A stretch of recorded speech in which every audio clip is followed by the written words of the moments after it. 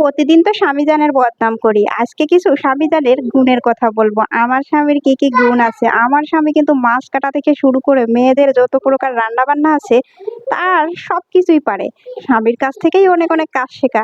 তারপরেও কিন্তু বলতে হবে পিঠা বানানোয় কিন্তু আমার স্বামী সেই পারদর্শী। যেকোনো ধরনের পিঠা সেই সুন্দর করে বানাতে পারে। আমি নিজেই মাঝে, মাঝে অবাক হয়ে যাই। আমার ভিডিওটা দেখলে আবার অনেক আপুরাই জ্বলতে পারে। যে হ্যাঁ, এই ভাইয়াটা কত সুন্দর করে পিঠা বানিয়ে, বানিয়ে আপুর খাওয়ায়। আর আমার স্বামী মোটেই আমাকে পিঠা বানিয়ে খাওয়ায় না। আর এই দেখেন পিঠা বানাচ্ছে ছেলে এবং ছেলের বাপ কি নাজেহাল অবস্থা। ছেলে তো বাপের থেকে ১০ লাইন উপরে থাকে। দেখেন ছেলের বাপ এক প্রকারের মিষ্টি দিচ্ছে, সে আবার আরেক প্রকারের মিষ্টি দিচ্ছে। মিষ্টি মানে চিনি। ছেলের বাপ একভাবে করছে, ছেলে আরেকভাবে করছে। মানে কারোরই পছন্দ হচ্ছে না। এই যে দেখেন চিনি বেশি ঢেলে ফেলছে, এগুলোর জন্য চিনি আবার তুলে ফেলছে। কি আর করব, পোলাপান নিয়ে এইভাবেই কাজ করতে হয়। আমি একটু বলছিলাম তাকে, দেখছো আমি প্রতিদিন কিভাবে কাজ করি, তুমি এতটুকুই বিরক্ত হয়ে যাচ্ছ? দেখছো আমিও এইভাবে প্রতিদিন প্রতিটা কাজ করি, তারপরেও তোমার মনের মতো হতে পারে না। আর এই দেখেন ছেলে এই যে আঙ্গুল দিয়ে চিনি খাচ্ছে বলে বলছে আমিও যখন ছোট ছিলাম তখন আমিও এইভাবে খাইতাম। আমি বললাম ও তাই নাকি? আমিও কিন্তু মায়ের যখন কাজকর্ম মা করতো তখন কিন্তু ছোটবেলায় আমরা সবাই মনে হয় মায়ের কাছ থেকে যে কোনো জিনিস এরকম করে একটু একটু মানে কোনো কিছু বানানোর আগেই আগে আমরা খেয়ে ফেলতাম, তাই না? মনে পড়ে গেল অনেক মজার স্মৃতি। দেখেন আমার ছেলেটা কি করছে। এই দেখেন বাচ্চাদের দুষ্টুমি কিন্তু দেখতেও ভালো লাগে। আর এখানে আবার দেখেন পিঠা বানাচ্ছে আর আমার স্বামী যেন বলতেছে তোমার নানির থেকে আজকে আমি বেশি ভালো করে পিঠা বানাবো। তোমার নানি কি শুধু পিঠা বানাতে পারে, আমি পারি না? আমার নানি আবার পিঠাই পারদর্শী। আমি আবার পিঠা টিঠা অত ভালো বানাইতে পারি না, শুধু খাইতে পারি। তবে পিঠা কিন্তু বেশি একটা খাওয়া যায় না। পিঠা হলো মুখরোচক খাবার, বেশি খাওয়া যায় না কিন্তু খাইতে মন চাই, মাঝে মাঝে ভালো লাগে।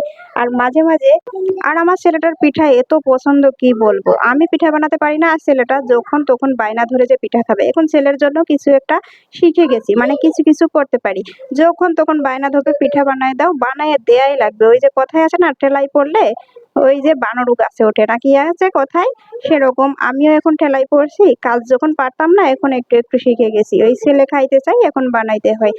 এখন এমন একটা অবস্থা, ও যখন বায়না ধরবে তখন ওকে বানাইয়ে দেয়াই লাগবে। এই জন্য আমি চাউলের গুঁড়া কুটে ডিপ ফ্রিজে রেখে দিছি। আর ডিপ ফ্রিজে রেখে যখন ও বায়না করে তখনই আমি বানিয়ে দিই। আর এইদিকে দেখেন আমাদের মাটির ছাঁচ কেনা হয়েছিল চিতই পিঠা বানানোর জন্য, কিন্তু ছাঁচটা শুধু ভেঙে যায়। এই জন্য আজকে আমার স্বামী যান লোহার কড়াই কিনে আনছে। তো লোহার কড়াই কিনে আনলে নতুন বানাতে গেলে অবশ্যই সেটা ভালো করে পরিষ্কার করে নিতে হবে, নাইতে বালি কিচকিচ করবে, খাইতে গেলে শেষে বালি লাগবে। আর এইদিকে দেখেন বলছে আজকে সুযোগ পেয়ে আমাকে সব কাজ করিয়ে নিচ্ছ। তাই আমি বললাম পিঠা বানাবে আর কড়াই ধুবে না, তা তো হতে পারে না।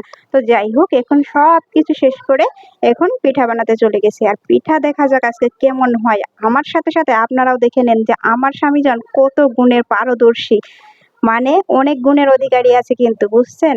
ওই যে কথাই আছে না, ভাগ্য গুণের স্বামী পেয়েছি। এরকম স্বামী কয়জনের হয় বলেন? এরকম বউ বসে বসে ভিডিও করবে আর স্বামী পিঠা বানাবে, এরকম কয়জন আপুর কপালে হতে পারে বলেন তো? পিঠা কিন্তু দারুণ ফুলেছে, তো খুবই ভালো লাগছে। পিঠা ফুলা দেখে স্বামীর খুশি তো দেখে বড় দায়। পরে দেখেন আমি পিছন থেকে এসে বক বক করছিলাম বলে একটা পিঠে পুড়ে গেছে, তখন আবার আমাকে মারছে একটা ঝাড়ি।